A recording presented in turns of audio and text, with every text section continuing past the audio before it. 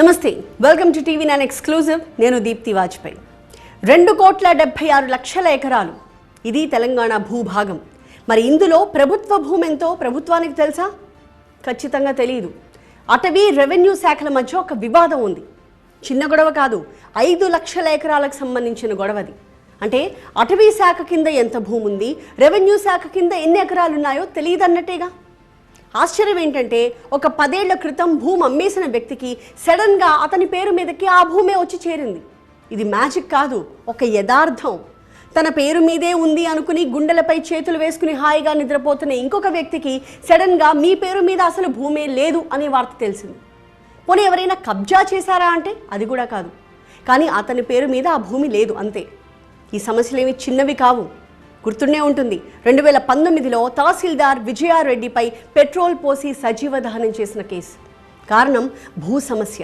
దిగుబడి రాక అప్పులు తీర్చలేకే రైతులు ఆత్మహత్యలు చేసుకుంటూ ఉంటారు అని అనుకుంటాం మనమంతా. కానీ వాటిలో ఒక ప్రధానమైన కారణం భూ సమస్య.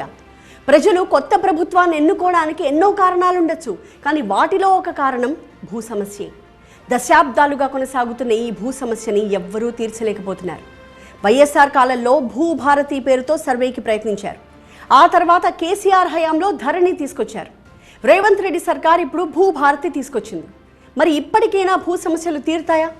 ఇంతకీ ధరణితో వచ్చిన ఇబ్బందులు ఏంటి, భూభారతి చట్టంతో దొరికే పరిష్కారాలేంటి? డీటెయిల్గా చూద్దాం ఇవాల్టి టీవీ9 ఎక్స్క్లూజివ్లో. రైతు పాలిట శాపంగా మారిన ధరణి పోర్టల్ రద్దు చేస్తాం.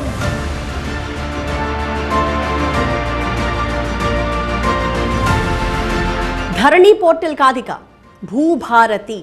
అధికారంలోకి వస్తే ధరణిని బంగాళాఖాతంలో కలిపేస్తామని కాంగ్రెస్ హామీ ఇచ్చింది. ధరణి స్థానంలో భూమాత పోర్టల్ తీసుకొస్తామని కూడా చెప్పింది. కానీ చాలా రాష్ట్రాల్లో భూమాత పేరుతోనే ఉండడంతో భూభారతిని తీసుకొస్తున్నట్టుగా తాజాగా ప్రకటించింది రేవంత్ ప్రభుత్వం. ఇందులో భాగంగానే రికార్డ్స్ ఆఫ్ రైట్స్ 2020 చట్టాన్ని రద్దు చేసి కొత్తగా ROR 2024 చట్టాన్ని తీసుకొచ్చారు. ఈ ROR గురించి సింపుల్గా చెప్పుకోవాలి అంటే భూ యజమానులకు హక్కు కల్పించడం, ఆ హక్కుని రికార్డుల్లోకి ఎక్కించడం. రికార్డుల్లో పేరు ఉంది అంటే ఇక ఆ భూమికి ఢోకా లేదు అనే అర్థం. అందుకే ROR చట్టానికి అంత ప్రాధాన్యత. ఇంతకీ కొత్త ROR చట్టంతో సమస్యలకి పరిష్కారాలు దొరుకుతాయా అంటే ఖచ్చితంగా దొరుకుతాయి అని ప్రభుత్వం చెప్తోంది. మరీ ముఖ్యంగా ROR 2020 కారణంగా కోర్టుల చుట్టూ తిరుగుతున్న రైతులు కొన్ని వేల మంది ఉన్నారు. కారణం ROR 2020 చట్టం ప్రకారం ఏదైనా భూ సమస్యని కలెక్టర్ రిజెక్ట్ చేస్తే ఇక అంతే, సరాసరి కోర్టుకు వెళ్లాల్సిందే. మరొక ఆప్షనే ఉండదు అక్కడ.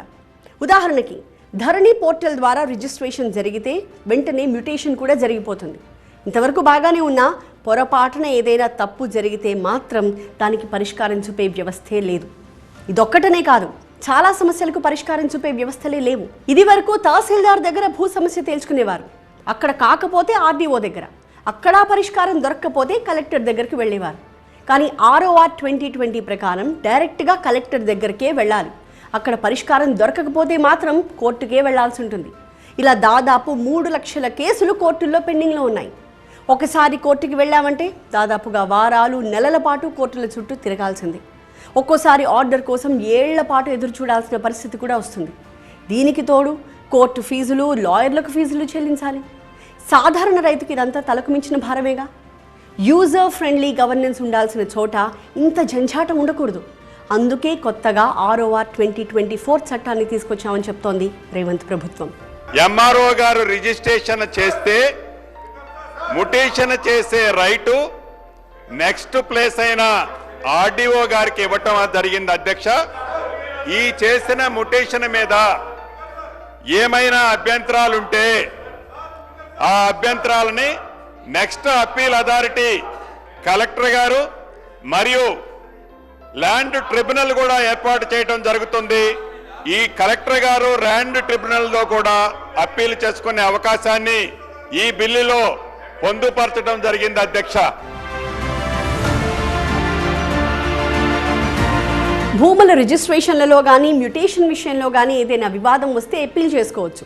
ఆ అప్పీల్లో న్యాయం జరగలేదు అనుకుంటే రివిజన్కి వెళ్ళొచ్చు. సపోజ్ తహసీల్దార్లు RDOలు తీసుకునే నిర్ణయాలపై అప్పీల్ కోసం కలెక్టర్ లేదా జాయింట్ కలెక్టర్ దగ్గరికి వెళ్ళొచ్చు. మరోసారి అప్పీల్ చేసుకోవాలనుకుంటే chief commissioner of land administration CCLA దగ్గరికి వెళ్ళొచ్చు. అప్పీల్లో కానీ రివిజన్లో కానీ ఎవరు ఎలాంటి నిర్ణయం తీసుకున్నా ఆ ఆదేశాలను రాతపూర్వకంగా వాళ్ళు ఇవ్వాలి. ఇవన్నీ ROR 2020 చట్టంలో లేవు. సో అప్పీల్ రివిజన్కి అవకాశం ఇస్తే భూ సమస్యలన్నీ దాదాపుగా పరిష్కారం అయిపోతాయి అని అంటున్నారు నిపుణులు. అది ఎలా అంటే ఇప్పటి వరకు డేటా ఎంట్రీలో చిన్న తప్పు దొరికినా సరే వాటిని సవరించకుండా నేరుగా కోర్టులోనే తేల్చుకోండి అంటూ తహసీల్దార్లు కానీ కలెక్టర్లు కానీ లిఖితపూర్వకంగా రాసిచ్చేవారు. సో రైతులకు కానీ సామాన్యులకు కానీ కోర్టుకు వెళ్ళడం తప్ప ఇంకొక మార్గం లేకుండా పోయేది. కొత్త చట్టం ROR 2024 ప్రకారం కేవలం వారం రోజుల్లోపే 2,36,000 పెండింగ్ దరఖాస్తులకు క్లియరెన్స్ వచ్చేస్తుంది అని ప్రభుత్వ అధికారులు కూడా చెప్తున్నారు. ROR 2024 చట్టం వల్ల జరిగే అతిపెద్ద ప్రయోజనం ఇదే. ఇక సాదా బైనామా దరఖాస్తుల క్లియరెన్స్ కోసం 9,36,000 మంది ఎదురు చూస్తున్నారు. వీళ్ళందరికీ మళ్లీ దరఖాస్తు చేసుకునే అవసరమే రాకుండా కొత్త చట్టం ప్రకారం పరిష్కారం చూపబోతున్నారు. అంతేకాదు సాదా బైనామాల విషయంలో ఇంకా ఎవరైనా దరఖాస్తు చేసుకోకపోతే మళ్లీ అప్లికేషన్లను స్వీకరించే వెసులుబాటు ఈ కొత్త చట్టంలో కల్పించారు. పైగా ఈ సాదా బైనామాలపై నిర్ణయాధికారాలన్నీ ఇప్పటివరకు కలెక్టర్ల దగ్గరే ఉండేవి. కొత్త చట్టం ద్వారా సాదా బైనామాల పరిష్కారాధికారాలు RDOలకు అందబోతున్నాయి. నవంబర్ 2010 వరకు ఏవైతే అప్లికేషన్ ఆన్లైన్లో ఉన్నాయో, ఏవైతే ఎలిజిబుల్ ఉన్నాయో ఆ ఎలిజిబుల్లో ఉన్నాయి, ఎవరు పరిధిలో ఉన్నవి వారు, అది MRO పరిధిలో ఉన్నా, RDO గారి పరిధిలో ఉన్నా, కలెక్టర్ గారి పరిధిలో ఉన్నా, లేకుంటే గతంలో వివిధ కారణాల చేత ఏవైనా రిజెక్ట్ చేసి ఉంటే వాళ్ళ కోసం ల్యాండ్ ట్రిబ్యునల్లో వాళ్ళు అప్లై చేసుకొని ల్యాండ్ ట్రిబ్యునల్ అప్రోచ్ అవ్వచ్చు. అధ్యక్ష, రిజెక్ట్ కాకుండా ఉన్నాయి ఉంటే అది ఈ డీసెంట్రలైజేషన్ ఏదైతే చేశామో MRO, RDO, కలెక్టర్ గారు వీళ్ళ పరిధిలో ఉన్నవి వాళ్ళ పరిధిలో న్యాయబద్ధమైన వాటిని క్లియర్ చేసే అంశాన్ని ఈ చట్టంలో పొందుపరచడం జరిగింది. అధ్యక్ష, ధరణి వచ్చాక చాలా సమస్యలు పుట్టుకొచ్చాయి. పోర్టల్లో నమోదు చేసిన భూమి విస్తీర్ణానికి అసలు భూ విస్తీర్ణానికి చాలా తేడా కనిపించింది. ఎప్పుడో భూమి అమ్మేసిన వారికి తిరిగి వాళ్ళ భూమి వాళ్ళకే వచ్చింది. డబ్బులు ఇచ్చి కొనుక్కొని రిజిస్ట్రేషన్ కూడా పూర్తి చేసుకున్న వారికి భూమి మాయమైపోయింది. ఇక సర్వే నెంబర్లలో కూడా ధరణిలో లోపాలు కనిపించాయి. కొన్ని సర్వే నెంబర్లు అయితే ఏకంగా మాయమైపోయాయి కూడా. ప్రభుత్వ భూములు, ప్రైవేట్ ఆస్తుల వివరాల నమోదులో కూడా చాలా తేడాలు కనిపించాయి. వీటన్నిటికీ కొత్త చట్టంతో పరిష్కారం లభించబోతోంది. ధరణి ఒక అద్భుతం అన్నారు. ఎంతో కసరత్తు చేసి మరీ కొత్త చట్టాన్ని తీసుకొచ్చామన్నారు. కానీ క్షేత్రస్థాయిలో పరిస్థితి వేరేలా కనిపించింది. ధరణిని సెట్ రైట్ చేస్తున్న కొద్దీ కొత్త కొత్త సమస్యలు పుట్టుకొచ్చాయి. మరి భూభారతి ఎలా ఉండబోతోంది? భూ సమస్యలన్నిటికీ కారణం భూ సర్వే చేయకపోవడం. ఆ ఒక్క సర్వే చేస్తే చాలు దాదాపుగా 99% భూ సమస్యలన్నీ తీరిపోతాయి. మరి చేయొచ్చుగా? చెప్పడం ఈజీనే, చేయడం ఎంత కష్టమో తెలుసా? భూ సర్వేని పర్ఫెక్ట్గా చేయాలంటే ఇప్పుడున్న టెక్నాలజీ ప్రకారం కనీసం 2 ఏళ్లు పడుతుంది. పైగా అధికార యంత్రాంగాన్ని కూడా పెద్ద ఎత్తున ఉపయోగించాల్సిన అవసరం ఉంటుంది. దాదాపుగా 1000 కోట్ల రూపాయల వరకు ఖర్చు చేయాల్సి ఉంటుంది. అందుకే భూ సర్వే విషయంలో ప్రతి ప్రభుత్వము వెనకడుగు వేస్తోంది. వైఎస్ రాజశేఖర రెడ్డి హయాంలో భూభారతి పేరుతో భూ సర్వే చేయాలనుకున్నారు.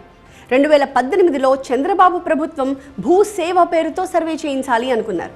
కానీ అవేవీ పట్టాలెక్కలేదు. ఆశ్చర్యం ఏంటంటే ఇప్పటికీ నిజాం కాలంలో చేసిన భూ సర్వేనే ఆధారం. నిజాం పాలనలో షెత్వార్ పేరుతో 1936లో భూ సర్వే చేశారు. ఇప్పటికీ 84 ఏళ్లు దాటింది. అప్పటి నుంచి ఏ ఒక్క ప్రభుత్వం కూడా మళ్ళీ భూ సర్వేని పూర్తి స్థాయిలో జరిపించిందే లేదు. తెలంగాణలో భూముల సమస్యలకు ప్రధానమైన కారణం సరిహద్దు గొడవలే. రికార్డుల్లో ఒక విస్తీర్ణం ఉంటుంది, వాస్తవంలో మరో విస్తీర్ణం ఉంటుంది. ధరణిలో ఎక్కువ శాతం పరిష్కారం కాని సమస్యలన్నీ ఇవే. సో భూభారతి పేరుతో కొత్త పోర్టల్ తీసుకొచ్చినా సరే సమస్యలన్నీ పరిష్కారం కావాలి అంటే ఖచ్చితంగా భూ సర్వే చేయాలి అన్నది నిపుణులు చెప్తున్నమాట. ప్రస్తుతం భూ రికార్డులన్నీ అస్తవ్యస్తంగా ఉండడం వల్ల ప్రతి గ్రామంలో వందల్లో భూ సమస్యలున్నాయి. 9 లక్షల సాదా బైనామా దరఖాస్తులు పెండింగ్లో ఉన్నాయి. నిషేధిత జాబితాలోని లక్షలాది ఎకరాల పట్టా భూములు కూడా కనిపిస్తున్నాయి. 25 లక్షల ఎకరాల అసైన్డ్ భూముల సమస్యలు ఇంకా తీర్చలేకపోతున్నారు. సర్వే చెయ్యని కారణంగానే 10 లక్షలకు పైగా కౌలుదారుల గుర్తింపు జరగట్లేదు. వేల మంది ఆదివాసీలు గిరిజనులకు పోడు భూముల పట్టాలు దక్కట్లేదు. సో ప్రస్తుత భూ సమస్యలకు అసలైన పరిష్కారం భూ సర్వేనే అనేది ఒక వాదన. ధరణి విషయంలో జరిగిన అతిపెద్ద మిస్టేక్ రూల్స్ని తయారు చేయకపోవడం. సమగ్రమైన చట్టం తీసుకొచ్చామని చెప్పిన గత ప్రభుత్వం ఇప్పటి వరకు రూల్స్ ప్రాపర్గా ఫ్రేమ్ చేయలేదు. దాని కారణంగానే ఎన్నో తప్పులు జరిగాయి. ప్రస్తుతం భూభారతి చట్టానికి కూడా ఇంకా రూల్స్ ఫ్రేమ్ చేయలేదు. కాకపోతే 3 నెలల్లో రూల్స్ తయారు చేసేస్తామని చెప్తున్నారు మంత్రి పొంగులేటి శ్రీనివాసరెడ్డి. ఈ 2024 చట్టంలో తీసుకొచ్చే అనేక విప్లవాత్మకమైన మార్పులన్నిటినీ ఈ చట్టం ఆమోదించిన తర్వాత రూల్స్ అన్నీ ఫార్మేషన్ చేయటానికి నాకు తెలిసి ఒక 2-2.5 నెలలు పట్టుద్ది. ఈ రూల్స్ ఫార్మేషన్ చేసి ఈ రూల్స్తో పాటు ఈ భూభారత్లో ఈ రూల్స్ని ఈ భూభారత్ని మిక్స్ చేసి కొత్త ఇంప్లికేషన్ రాబోతుంది. ఆల్రెడీ ధరణి విషయంలో జరిగిన తప్పులను భూభారతిలో సరిదిద్దే ప్రయత్నం జరిగింది అంటోంది ప్రభుత్వం. ధరణి అర్థం కాక అందులోని సాంకేతిక సవాళ్ల కారణంగా మధ్యవర్తులపై ఆధారపడాల్సి వచ్చింది. ఫలితంగా సామాన్యులకు ఖర్చులు పెరిగిపోయాయి. రైతుల్ని దోపిడీ చేసేశారు.